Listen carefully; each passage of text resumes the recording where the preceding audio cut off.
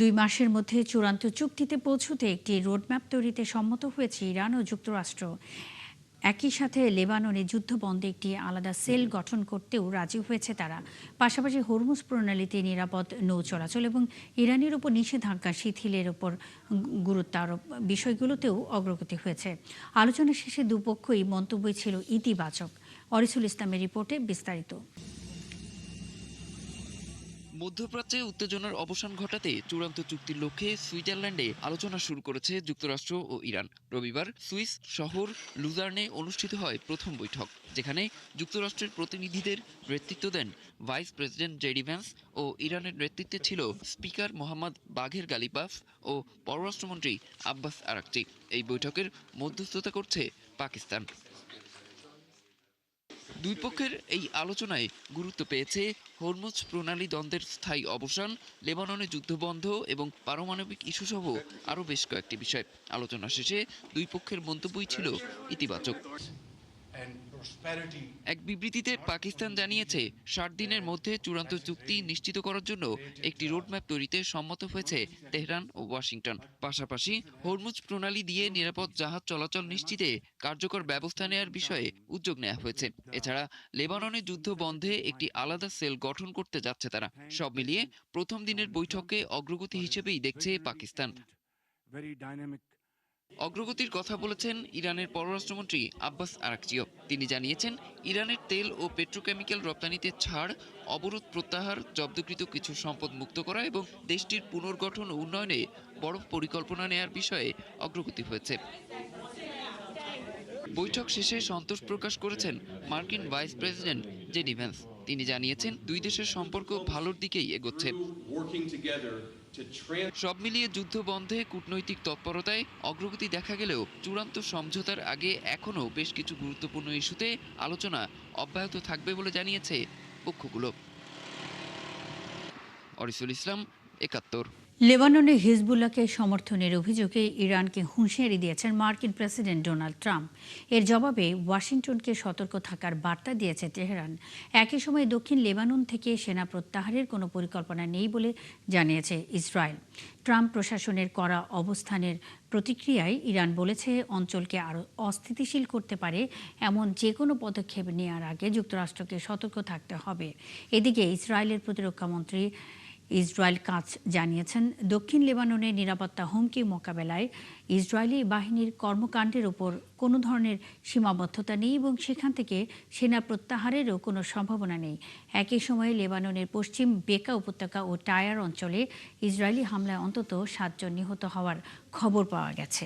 লেবাননের দক্ষিণাঞ্চলে ইসরায়েলি চলমান হামলাকে কেন্দ্র করে মধ্যপ্রাচ্যের ভূ রাজনীতিতে নতুন সমীকরণ তৈরি হচ্ছে। প্রতিরক্ষা বিশ্লেষকদের মতে, এই সংঘাতময় পরিস্থিতিকে কাজে লাগিয়ে তেহরান মূলত মার্কিন যুক্তরাষ্ট্র এবং ইসরায়েলের মধ্যকার দীর্ঘদিনের অবিচ্ছেদ্য জোটে ফাটল ধরানোর চেষ্টা করছে। বিস্তারিত মনিরুজ্জামান বাবুর প্রতিবেদনে। দক্ষিণ লেবাননে ইসরায়েলি হামলা অব্যাহত থাকায় মধ্যপ্রাচ্যের নিরাপত্তা পরিস্থিতি আরও জটিল হয়ে উঠেছে।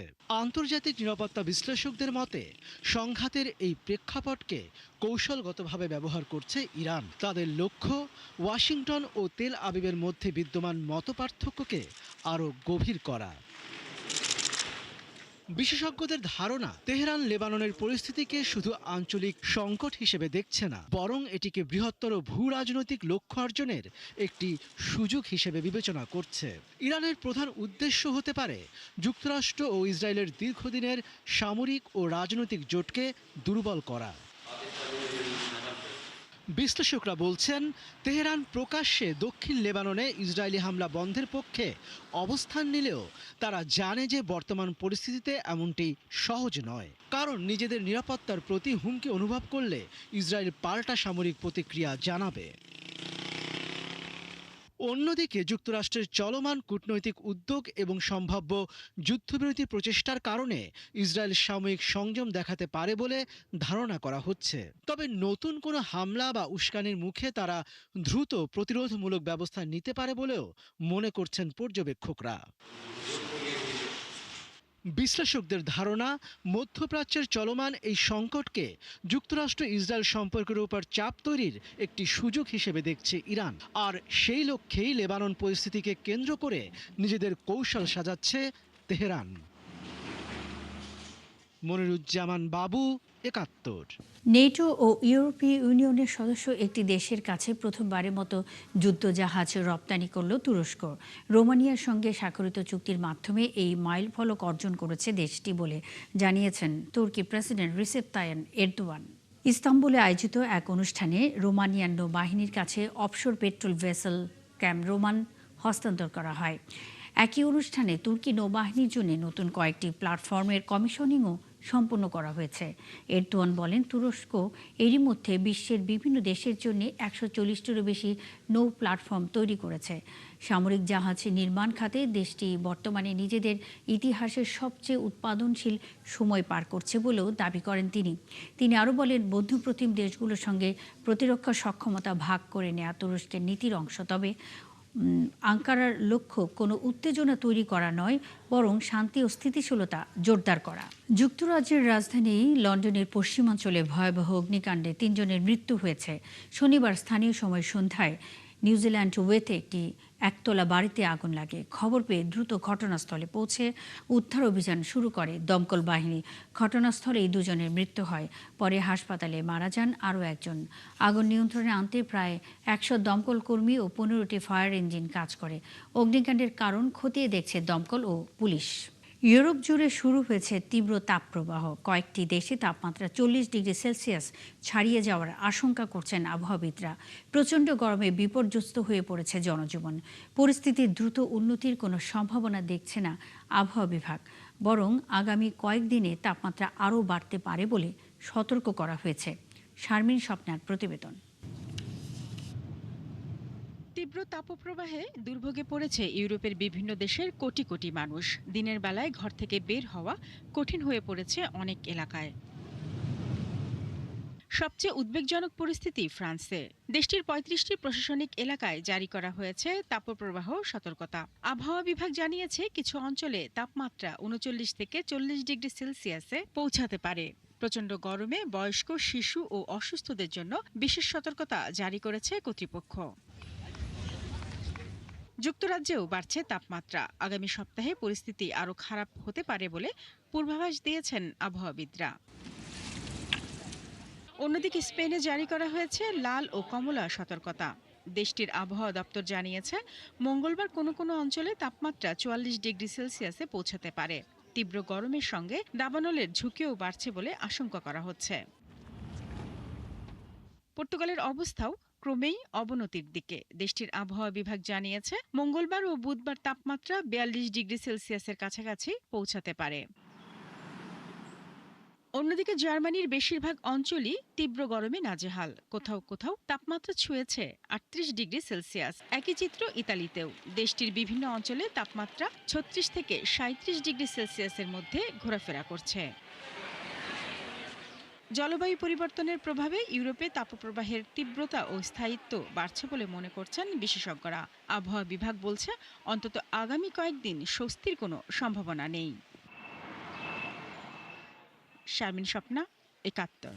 রাশিয়ার দখলে থাকা ক্রিমিয়ার কের্চ শহরে তেল ডিপোতে হামলার দাবি করেছে ইউক্রেন। দেশটির প্রেসিডেন্ট ভলোদিমির জেলেনস্কি জানিয়েছেন, ইউক্রেনীয় বাহিনী এই হামলা চালিয়েছে। ইউক্রেনের মানববিহীন সিস্টেম বাহিনীর কমান্ডার রবার্ট মাদিয়ার ব্রভতি কের্চের তেল টার্মিনাল এবং কোরতনে এলাকায় রুশ রাডার স্টেশনে হামলার ভিডিও প্রকাশ করেছেন। ভিডিওর স্থান কের্চ ও কোরতনে বলে শনাক্ত করা হলেও ফুটেজের তারিখ নিশ্চিত করা যায়নি। এদিকে রাশিয়ায় নিযুক্ত ক্রিমিয়ার গভর্নর দাবি করেছেন, ইউক্রেনীয় ড্রোন হামলায় ৪ জন নিহত এবং ২৮ জন আহত হয়েছেন।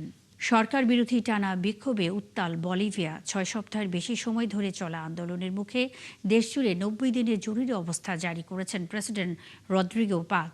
তবে বিক্ষোভকারীরা সরকারের অর্থনৈতিক নীতির বিরোধিতা করে প্রেসিডেন্টের পদত্যাগের দাবিতে আন্দোলন চালিয়ে যাওয়ার ঘোষণা দিয়েছে। আরও জানাচ্ছেন দেওয়ান মোবাশ্বিরা হোসেন। বলিভিয়ায় প্রায় ৫০ দিনের বিক্ষোভের পর দেশজুড়ে ৯০ দিনের জরুরি অবস্থা ঘোষণা করেছে সরকার। রাজধানী লা পাজ সহ বিভিন্ন এলাকায় মোতায়েন করা হয়েছে সেনাবাহিনী ও পুলিশ। সড়ক অবরোধ সরাতে এল আলতো শহরে ভারী যন্ত্রপাতি নিয়ে প্রস্তুতি নেয় নিরাপত্তা বাহিনী। প্রেসিডেন্ট রদ্রিগো পাজের জ্বালানি ভর্তুকি কমানোর সিদ্ধান্তের পর থেকেই শুরু হয় বিক্ষোভ। সরকারের দাবি, দেশের বাজেট ঘাটতি কমাতে এবং ডলার সংকট মোকাবেলায় এই পদক্ষেপ নেওয়া হয়েছে। তবে তবে শ্রমিক সংগঠন ও বিরোধীরা বলছে, এতে সাধারণ মানুষের জীবনযাত্রার ব্যয় আরও বেড়েছে। বিক্ষোভকারীরা জ্বালানির সংকট, নিত্যপণ্যের দাম বৃদ্ধি, বেতন বাড়ানো এবং প্রেসিডেন্টের পদত্যাগের দাবি জানিয়ে আসছে। জরুরি অবস্থা ঘোষণার পর রাজধানী লা পাজের অনেক রাস্তা ছিল ফাঁকা। গণপরিবহনের অপেক্ষায় থাকা সাধারণ মানুষ বলছেন, দীর্ঘদিনের অবরোধে ভোগান্তি চরমে পৌঁছেছে। আমাদের অনেক কষ্ট হয়েছে, খাবারের সংকট হয়েছে, প্রয়োজনীয় জিনিসের দাম বেড়েছে। সরকারের এই সিদ্ধান্ত ভালো হয়েছে বলে মনে করি। জরুরি অবস্থা ঘোষণা করা ভালো সিদ্ধান্ত। 50 দিন ধরে আমরা আটকে ছিলাম, খাবার, চিকিৎসা ও ওষুধের সংকট ছিল। এদিকে দেশটির প্রভাবশালী বামপন্থী নেতা ও সাবেক প্রেসিডেন্ট ইভো মোরালেসের সমর্থকরাও আন্দোলনে সক্রিয় রয়েছে। প্রেসিডেন্ট পাজ অভিযোগ করেছেন, এই আন্দোলন গণতান্ত্রিক স্থিতিশীলতা নষ্ট করার একটি পরিকল্পিত চেষ্টা। তিনি সতর্ক করেছেন, সড়ক অবরোধ অব্যাহত রাখলে আইনি ব্যবস্থা নেওয়া হবে। দেওয়ান মুবাশিরা হোসেন, ৭১। ভারতের তামিলনাড়ুতে একটি বেসরকারি সামুদ্রিক খাদ্য প্রক্রিয়াজাতকরণ কারখানায় বিস্ফোরণের ঘটনা অন্তত 7 নারী শ্রমিক নিহত হয়েছে। রবিবার তামিলনাড়ুর তিরুভাল্লুর জেলার কন্নি গাইপায়ের এলাকায় অবস্থিত Saint Peter's Paul sea foods exports private limited নামের ওই কারখানায় এই দুর্ঘটনা ঘটে। এ সময় কারখানায় প্রায় 120 জন শ্রমিক অবস্থান করছিল, যাদের বেশিরভাগই ছিল নারী শ্রমিক। এছাড়া অনেক শ্রমিক নিজ আবাসনে থাকলেও বিস্ফোরণে কারখানা থেকে অ্যামোনিয়া গ্যাস ছড়িয়ে পড়লে অনেকে অসুস্থ হয়ে পড়ে। পরে তাদের উদ্ধার করে বিভিন্ন হাসপাতালে ভর্তি করা হয়। এদিকে এই ঘটনায় তদন্তে 3 সদস্যের একটি কমিটি গঠন করেছেন রাজ্যের মুখ্যমন্ত্রী থালাপতি বিজয়। তিনি আগামী 24 ঘন্টার মধ্যে অন্তর্বর্তীকালীন প্রতিবেদন এবং 3 দিনের মধ্যে চূড়ান্ত তদন্ত প্রতিবেদন জমা দিতে নির্দেশ দিয়েছেন। চলতি বছরের প্রথম 5 মাসে মালয়েশিয়ায় চাকুরি হারিয়েছেন প্রায় ৩৯,০০০ মানুষ। দেশটির মানব সম্পদ মন্ত্রণালয়ের তথ্য অনুযায়ী জানুয়ারি থেকে মে পর্যন্ত ৩৮,৯৫৩ জন কর্মী কর্মসংস্থান বীমা ব্যবস্থায় চাকুরি হারানোর তথ্য হিসেবে নিবন্ধিত হয়েছেন। সবচেয়ে বেশি ক্ষতিগ্রস্ত হয়েছেন 25 থেকে 39 বছর বয়সী কর্মীরা। ছাঁটাই হওয়াদের মধ্যে 23,৫৩৬ জন পুরুষ এবং 15,৪১৭ জন নারী। উৎপাদনশীল পাইকারি ও খুচরা বাণিজ্য, মোটরযান মেরামত এবং প্রশাসনিক সহায়তা খাতে সবচেয়ে বেশি কর্মী ছাঁটাই হয়েছে। ব্যবসায়িক পুনর্গঠন ও ব্যয় কমানোর কারণেই এই পরিস্থিতি তৈরি হয়েছে বলে জানিয়েছে সরকার। চাকরি হারানোদের দ্রুত শ্রমবাজারে ফিরিয়ে আনতে দক্ষতা উন্নয়ন ও নতুন কর্মসংস্থান কর্মসূচি বাড়ানোর ঘোষণা দিয়েছে মালয়েশিয়া সরকার। তবে দেশটির দাবি, ছাঁটাই বাড়লেও সামগ্রিক শ্রম বাজার এখনও স্থিতিশীলতা রয়েছে। তাইওয়ানের নিউ তাইপেই শহরে ড্রাগন বোট উৎসব উপলক্ষে অনুষ্ঠিত হয়েছে বর্ণাঢ্য নৌকা প্রতিযোগিতা। বাহারি এই আয়োজনে অংশ নেয় বিভিন্ন নৌকা বাইচের দল। সারা বছর ধরে কঠোর অনুশীলন করে এই প্রতিযোগিতার জন্য প্রস্তুতি নেয় প্রতিযোগীরা। আর এই আয়োজন দেখতে বিপুল সংখ্যক দর্শক উপস্থিত হয়ে উপভোগ করেন ঐতিহ্যবাহী উৎসব। আরও জানাচ্ছেন নাহিদের ইন্থি। বর্ণাঢ্য আয়োজনে উৎসব মুখর পরিবেশে তাইওয়ানের নিউ তাইপে শহরে উদযাপিত হয়েছে ঐতিহ্যবাহী ড্রাগন বোট উৎসব। এই আয়োজনে অংশ নেয় অসংখ্য ড্রাগন বোটের দল, যারা সারা বছর কঠোর অনুশীলনের মাধ্যমে নিজেদের প্রস্তুত করে এখানে অংশ নিতে। প্রতিযোগিতায় অংশগ্রহণকারীরা জানান, ড্রাগন বোট রেস কেবল একটি খেলাই নয়, এটি শতাব্দী প্রাচীন সংস্কৃতি ও ঐতিহ্যের প্রতীক। সফল হতে হলে প্রয়োজন নিখুঁত সমন্বয়, শক্তি এবং দলগত প্রচেষ্টা। আমরা সারা বছর ধরে প্রশিক্ষণ নেই এই উৎসবে অংশ নিতে। সাম্প্রতিক বছরগুলোতে আমরা ড্রাগন বোট কার্যক্রমে অন্তত উৎসাহের সাথে যুক্ত হওয়ায় এই উৎসবটি আমাদের আরও বেশি ভালো লাগতে শুরু করেছে। আর এই আয়োজন দেখতে নদীর তীরে জড়ো হন হাজারো দর্শক। 500 মিটার দীর্ঘ রেস দেখতে দর্শকদের মধ্যে ছিল ব্যাপক উচ্ছ্বাস। ঢোলের তালে তালে এগিয়ে চলা নৌকা, মাঝিদের সমস্বরে নির্দেশনা আর জয়ের লক্ষ্যে প্রাণপণ লড়াই, সব মিলে প্রতিযোগিতা হয়ে ওঠে রোমাঞ্চে ভরপুর। আজ আমি খুবই আনন্দিত এবং আমার মনে হচ্ছে অন্য সবাইও বেশ আনন্দিত। আমার এটা প্রথমবার বন্ধুর ড্রাগন বোট রেস দেখতে আসা। বর্তমানে ড্রাগন বোট রেসিং আন্তর্জাতিকভাবে জনপ্রিয় একটি ক্রীড়া ইভেন্ট হলেও এর উৎপত্তি প্রাচীন চীনা ঐতিহ্যের সঙ্গে জড়িত। প্রতি বছর ক্যালেন্ডারের পঞ্চম মাসের পঞ্চম দিনে এই উৎসব উদযাপন করা হয়। নাহিদা রিন্থি, ৭১। এই ছিল এখনকার আয়োজনে। বিশ্বের আরও নতুন কিছু খবর ও বিশ্লেষণ নিয়ে দুপুর ১:৩০টায় আবারও হাজির হবে বিশ্বযোগ। সরাসরি সংবাদ অনুষ্ঠান দেখতে চোখ রাখুন ৭১-এর ফেসবুক পেজ এবং সাবস্ক্রাইব করুন ৭১-এর ইউটিউব চ্যানেল। থাকুন ৭১-এর সাথে।